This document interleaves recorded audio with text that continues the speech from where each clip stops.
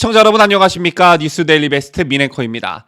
현재 집권 여당의 대선 후보인 이재명과 관련해 가장 많이 나오는 말이 바로 전과 사범 논란이죠. 여러분 익히 알고 계시다시피 이재명은 전과 사범입니다. 이 후보는 무고 및 공무원 자격 사칭, 특수 공무집행 방해 및 공용 물건 손상, 음주운전 그리고 선거법 위반 혐의로도 벌금형을 선고받았는데요.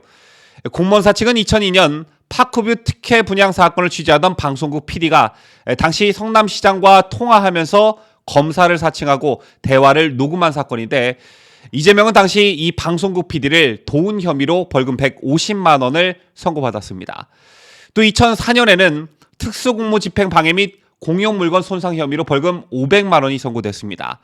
당시 성남시 시립병원 설립조례 개정을 두고 설립추진위원회와 시의원 간 물리적 충돌이 발생하자 성남시의회는 위원회 소속 시민들을 고발했는데, 당시 시립병원 설립운동 대표였던 이재명도 함께 처벌됐습니다. 또 이재명은 2004년 음주운전으로 벌금 150만 원을 받았고요. 2010년 성남시장 선거 땐 지하철역에서 명함을 배포한 혐의로 기소돼 벌금 50만 원을 선고받았습니다. 이 밖에 논란의 친형 강제 입원 의혹과 관련해서는 2018년 기소돼 1심에서 무죄를 선고받았으나 2심에서 벌금 300만 원의 당선 무효형을 선고받으면서 위기를 맞았었죠.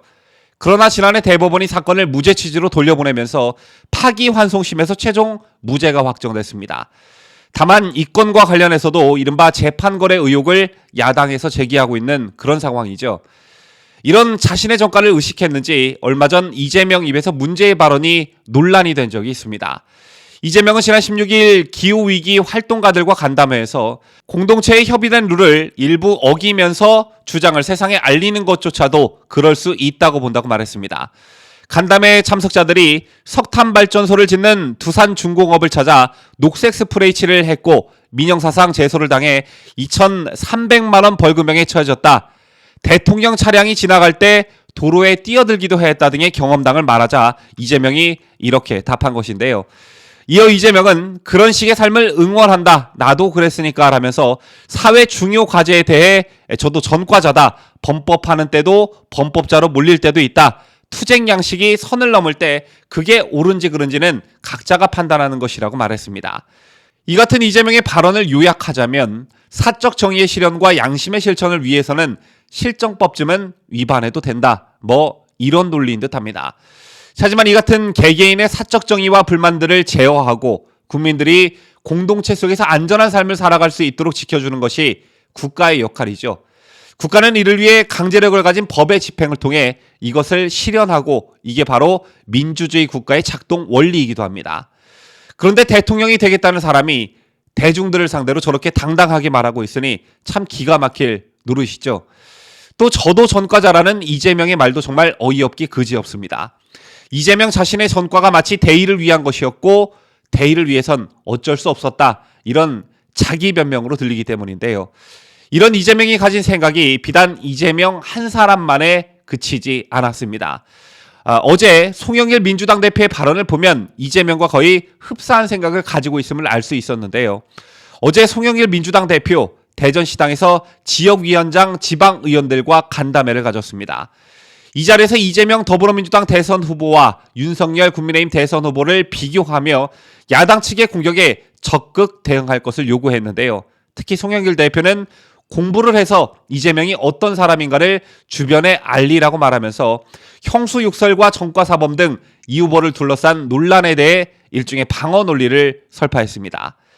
송 대표는 이재명 후보의 가족사를 설명하면서 이 후보의 형은 정신적으로 이상하고 시기 질투가 많아 이 후보가 성남시장일 때 인사청탁을 하고 시정에 개입하려 해 이를 차단당했다.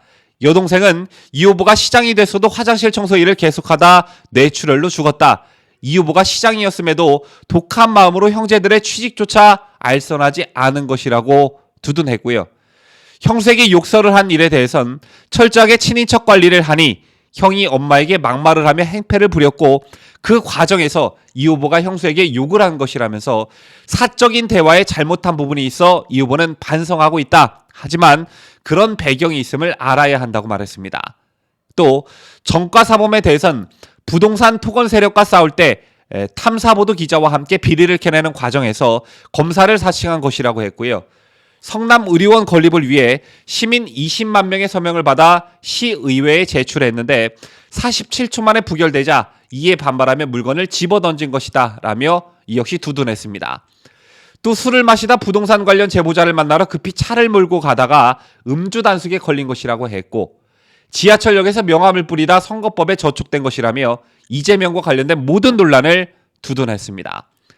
송영길 대표의 이런 발언을 종합해 보면 앞서 설명해드린 이재명의 나도 전과자 발언과 거의 똑같다 이렇게 볼 수 있는데요. 사적 정의, 즉 절대적인 것도 아닌 내가 생각하는 그런 정의 실현을 위해서는 실정법을 위반해도 된다, 뭐 이런 겁니다. 자, 그리고 이재명의 전과 사범 또는 형수욕설 등 그런 논란들은 나름의 이유들이 다 있다. 그러니 이것들을 널리 알려달라, 뭐 이런 취지인데요. 여러분께서는 이재명 후보가 가지고 있는 전과 논란과 형수욕설 논란 등 이런 것들에 뭐 변명이 통할 수 있다고 생각하십니까?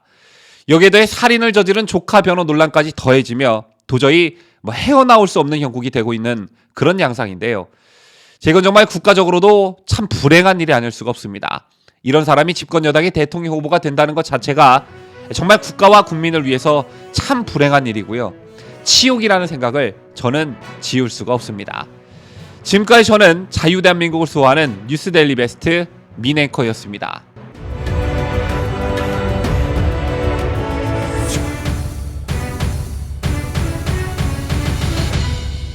함께해요. 뉴스데일리 베스트.